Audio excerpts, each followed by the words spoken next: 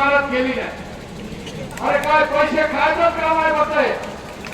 याच्यावरती कोट्यावधी खर्च केले आणि म्हणून इथं जे काही लोक आहेत पालक पण बसलेले आहेत ज्यांच्या हवा सुंदरी मुलीला शेवटी नाही आता लग्न करून द्यावं लागलं असे पण लोक आहेत. आणि म्हणून मित्रांनो हे जे सरकार करत आहे हे आदिवासीचं नाव घेऊन त्या आदिवासीच्या विरोधामध्ये काम करत आहे. आणि म्हणून आज आपला फायदा तालुका पातळीवरती जी ग्रामीण रुग्णालय आहे त्या ठिकाणी एक्सरे मशीन बस आहे ती बस ते काम करत आहे होत आहे घाबराकडे बस. आणि मग एखादा पेशंट गेला तिथं काही हात मोडला ते म्हणतात दिलेल्या ठिकाणचा. मग हे तालुका पातळीवरती जी ग्रामीण रुग्णालय आहे जिल्हा ग्रामीण रुग्णालय आहे त्या ग्रामीण रुग्णालयाचा उपयोग कोणाला. आणि म्हणून मित्रांनो अशा प्रकारचे जी काही कार्यालय आपल्या तालुका पातळीवर आहेत ती अर्ध्यापेक्षा जास्त कंपनी तिथं कर्मचारी नाही तिथं यंत्रणा नाही तिथं कुठल्याच प्रकारची मशिनरी नाही आणि त्यामुळे त्या कार्यालयाचा उपयोग आदिवासी भागामध्ये कोणालाही होत नाही. आणि म्हणून इथं मात्र एकच कार्यालय ऍक्टिव्ह राहिलंय ते पण संध्याकाळी 10 दिवस पोलिसांचं. पोलीस वेळेला कमी नाही 24 तास उघड्या मिळतो का. आणि म्हणून हे खरं आपल्याला उपयोगी पडणारे कार्यालय आहे त्या कार्यालयातून आदिवासीला कुठलाच लाभ मिळत नाही. आणि म्हणून आम्ही आपल्या मंत्री महोदयांना सांगितलं की उद्यापासून आम्ही एक वेगळा निर्णय घेणार आहोत. ते म्हणायचे आपली विनंती आहे तुम्ही हे आंदोलन सोडून द्या तुमचं अपमान सोडून द्या तुमची प्रकृती आज तरी बरोबर नाही आता चिंता म्हणून पाहिला तुम्ही खरं घरात बसला आहे की नाही म्हणजे जवळजवळ त्याचा बीपी पण आहे त्याला डायबिटीस आहे हे आजार आम्हाला पण माहित आहे. पण तरी आम्ही विरोध केली. आमच्या दिवशी त्या दिवशी बसलो त्या दिवशी आम्ही जाहीर केलेला आहे तिथे पण आम्ही पिकली पाहणार आहोत. जास्त दिवस रात्री काही खाना उपचार केला तरी 5 दिवस राहू असं नाही आहे.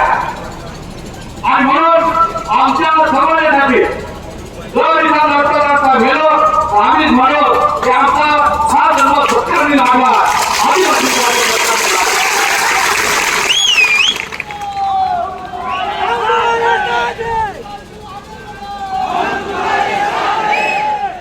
आणि म्हणून मित्रांनो हे जे काही सरकारचे चाळे चाललेले आहेत हे जाणून बुजून चाललेले आहे.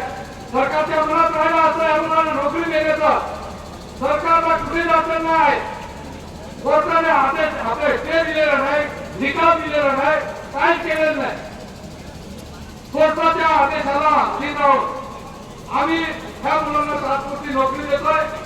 कोर्टाचा निर्णय विरोधात आला तर नोकरी खाता मुलं तयार आहेत सरकार मध्ये नाही ना.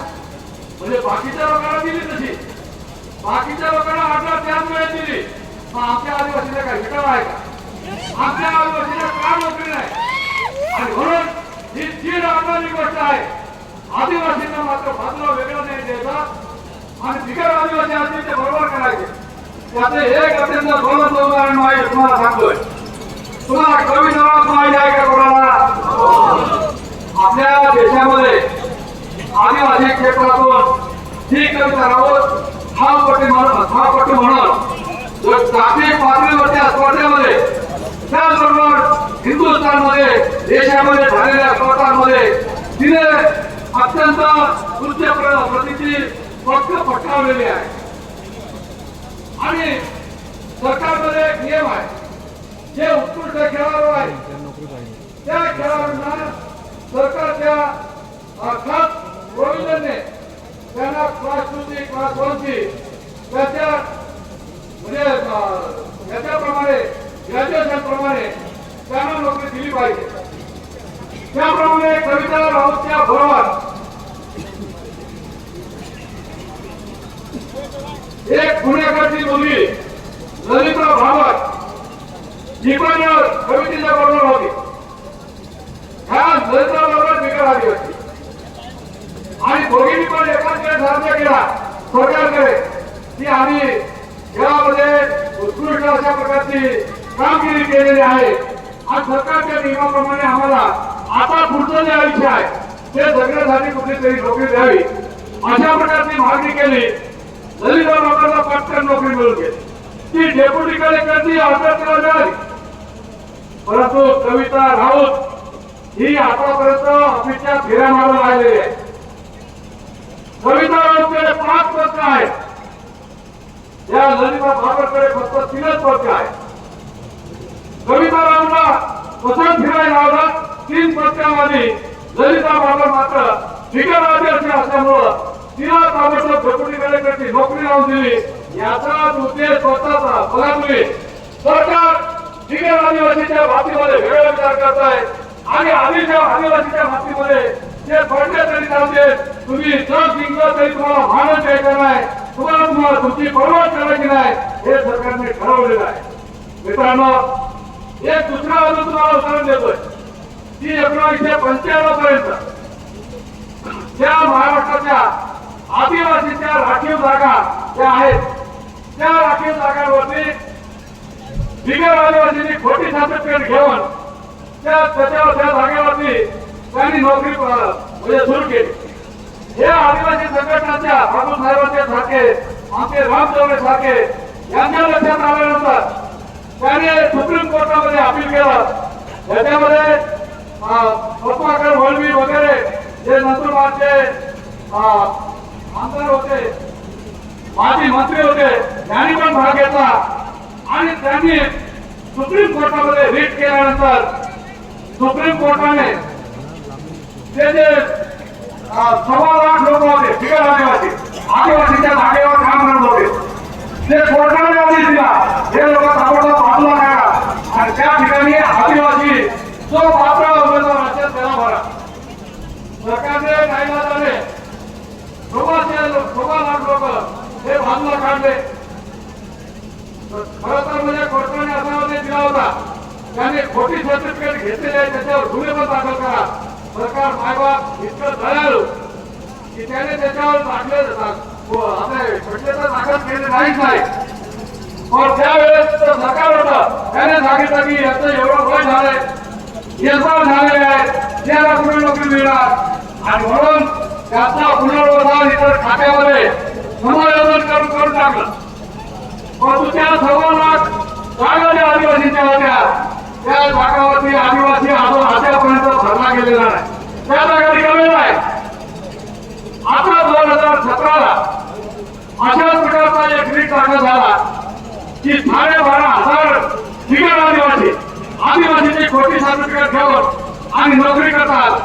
ती नोकरी त्यांची रद्द केली पाहिजे, त्याच्यावर गुन्हे दाखल झाले पाहिजे आणि त्या 12,500 जागांवरती आदिवासीचे 5 उमेदवार घेतले पाहिजेत. कोर्टाने आदेश दिला की ही बरोबर गोष्ट आहे, बरोबर आहे आणि कोर्टाने सांगितलं की हे ताबडतोब काढा. त्या ठिकाणी आदिवासीला भरा. सरकारने ताबडतोब काढणे क्षेत्राची गोष्ट आहे. ते काढले 12,000 त्या जागा रिक्त झाल्या आदिवासीच्या. त्या ठिकाणी कुठलाही आदिवासी अजून भरला गेलेला नाही. म्हणजे आता रिक्त जागा किती आहेत? पहिल्या 1.25 आता 12,500 एकूण 1,37,000 जागा आदिवासीच्या. ते मुलं आमच्या समाजामध्ये शिकलेले आहेत. कोणी इंजिनियर आहे, वकील, डॉक्टर आहे, कोणी ग्रॅज्युएट आहे, पोस्ट ग्रॅज्युएट आहे. हे सगळे डिग्री होतात, नोकरीची वाट पाहतात, त्याला नोकरी देत नाही. इकडे मात्र आदिवासी विभागामध्ये लाखो नोकऱ्या त्या तशा भोकऱ्या पडलेल्या आहेत. आणि म्हणून याचा अर्थ काय? तुम्ही शासन करते ना, तुम्ही ज्या लोकांना निवडून देता ती माणसंही आपला आवाज उठवत नाही. आज ह्या सगळ्यांनी जर आवाज उठवला असता तर हे जे काही चिंतामण गावीचे उदाहरण दिलं, ह्या आपल्या आदिवासीचं हे श्रद्धास्थान आहे, हे आदिवासी भवन आहे, आदिवासीच्या भल्याची ही जागा आहे. कोणी म्हणलं आदिवासी आला तर त्याला न्याय मिळेल असे याच्यासाठी इथं ते उभारलेलं आदिवासी भवन आहे. तिथं सर्वस्व महाराष्ट्राचा कारभार करण्यासाठी कमिशनर मॅडम आहे. ही कमिशनरची जागा आहे. पण ह्या ऑफिसमध्ये 350 ते 400 लोक आहेत, काम करतात. त्याच्यामध्ये क्लास 1 माणूस एकच आहे आता आदिवासी. क्लास 2 चे लोक आहेत 2. एकूण लोक टोटल आहेत 10. म्हणजे 7 जे आहेत ते कॉन्ट्रॅक्ट बेसिसवरती लेबर आहेत. झाडझूड करणारे, साहेबांनी बेल मारली की परत जाऊन त्याला पाणी देणारे, आपला उपयोग पाणी देण्यासाठीच करतात. आणि म्हणून ज्या लोकांच्या ते आम्हाला मिळाले पाहिजे ते आम्ही स्वतः नाही. आणि म्हणून हाक आहे ही आंदोलनाची हाक कोणी कोकण ठरवता कामा नये. काय लोक म्हणतात आता इलेक्शन जवळ ना बाबा तू जाणार लोकांचा प्रश्न सोडव, तुला कोणी हात ठेवलेले आहे.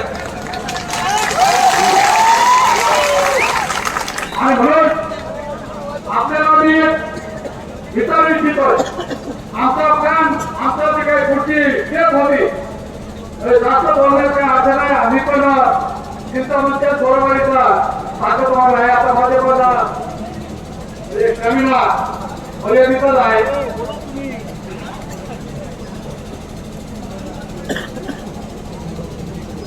तर आमचं म्हणजे ह्या मोर्चाच्या निमित्ताने ही मुलं बसलेली आहेत त्यांचा तर त्यांना हक्क मिळाला पाहिजे, नोकरी मिळाली पाहिजे हा तर पहिला उद्देश आहे. पेशा क्षेत्रामध्ये जेवढे लोक आपण राहतोय त्या पेशा क्षेत्रामधल्या सगळ्या योजना आम्हाला बोटावर लावून द्या. अशा योजना घरापर्यंत येऊ द्या. आणि म्हणून हे जे काही प्रश्न निर्माण झालेले आहेत तिच्यातून काही जे मुलं उपोषणावर बसले होते, आंदोलनात होते, त्यांना काही लोक येऊन सांगायचे अरे तुमची नोकरीचा प्रश्न आहे, परत इकडे गावात मध्यस्थी काय आहे, कमी गावात काय ब्राह्मण आहे का? कविता अन्याय झालेला आहे आणि तिला न्याय मिळत आहे म्हणून कविता आपण निवेदन हे कमिशनरला पाठवलं होतं. कमिशनर मार्फत सरकारला पाठवलेलं आहे. पेशा कायद्याची अंमलबजावणी झाली पाहिजे म्हणून आपण पेशाचं बिल एक मागणी टाकलेली आहे. याच्यात एकूण आपण 9 मागण्या टाकलेल्या आहेत. सरकार बरोबर मुलांना नोकरी मिळाली पाहिजे हा अग्रभागाचा प्रश्न आहे. पण त्याचबरोबर हे 9 प्रश्न जे आहेत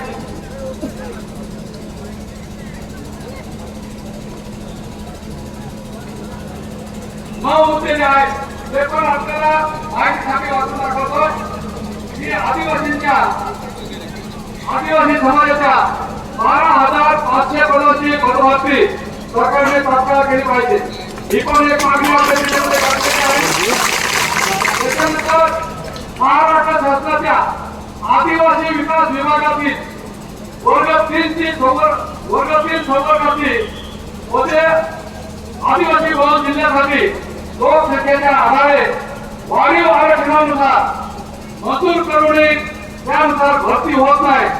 संबंध मंजूर पद आहे पण इथे एटीसी असतील, कमिशनर असतील हे सगळ्यांना माहीत आहे. वरून आदेश आलेले आहेत मंत्रालयातून, परंतु हे लोक हिंम हारायला तयार नाही. आणि म्हणून आपल्या ठाणा असेल, पालघर असेल, नंदुरबार असेल या ठिकाणी 22% आदिवासी हे भरले गेले पाहिजे अशा प्रकारचा आदेश आहे. हे काय हरायला तयार नाही. त्यांच्या बापाची नोकरी आहे. तुम्ही किसाला बसले आदिवासी बद्दल या नियमाप्रमाणे नोकरी देता येत नाही तर तुम्ही तुमची पदं सोडा. तुम्ही तुमच्या जागेवरती जरा कुठे तुम्हाला चांगल्या प्रकारची नोकरी करायची असेल तिथे करा. चौथी मागणी आहे अनुसूचित जमाती कोट्या जात प्रमाणपत्रावरच्या आधारे 1995 पूर्वी शासन सेवेत लागलेल्या जागा रिक्त करून त्या ठिकाणी खऱ्या आदिवासी उमेदवारांची भरती करण्याबाबत